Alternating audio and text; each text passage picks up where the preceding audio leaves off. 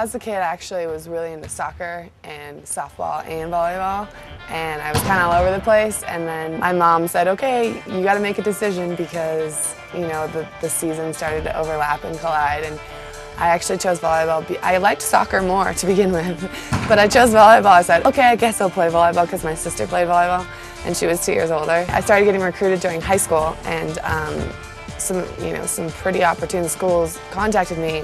I got a letter from Stanford and they offered me a full scholarship, and I said, absolutely, that's something you can't turn down right there. As a freshman, I was really tentative and really scared because of the school and the volleyball, and everything is such a high level, and I had to learn to be disciplined, after practice come home and do schoolwork for 2 or 3 hours and then get rest so I could be rested mentally and physically for practice the next day. A lot of support from coaches and teammates, older teammates, advising me on this is what you need to do for this class, and how are you doing on the court this way. So I mean, that was one of the biggest things, was the support from the older teammates. Been involved with USA Volleyball since I was 14. Every summer, usually I'd come here. I came here for the youth national team when I was 16, and then the junior national team when I was 17 and 18, and then volleyball, for me, it's just something that I love and I want to be involved with at the highest level possible that I'm allowed. And so that's always been something that I've wanted to do, is play at the highest level. I worked hard all year round so I could make USA Volleyball stuff in the summer. So it's always been a goal of mine. And by the book, I should be burned out, but I'm not at all. I honestly just love it, and there's not been one point in my life where I'm sick of it.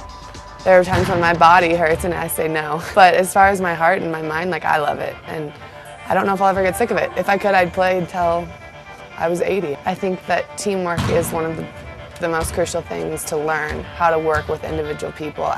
There's so many different personalities on the court. To bring 6 girls on the court and be expected to win at such a high level is really complicated and really hard. And so to work as a team, I think teamwork is the one thing that I've been able to figure out and learn.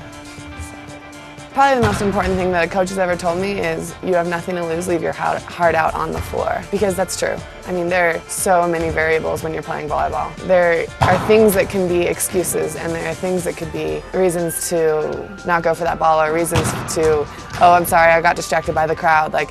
But in the end, I think that the most important thing is to play your hardest and leave your heart out on the court. I think the hardest thing in volleyball has been dealing with injuries. I went through Stanford and had a lot of knee pain. I actually had 2 surgeries after my last season, and I've been rehabbing to get back here. The last 10 months I've been rehabbing every single day until I got here. And honestly, I mean, there's a lot. I played volleyball year-round for 8 or 9 years, and my knees just kind of went like this. And so I think that's been the one thing to overcome. I mean, I honestly love everything about volleyball except the pounding on your body.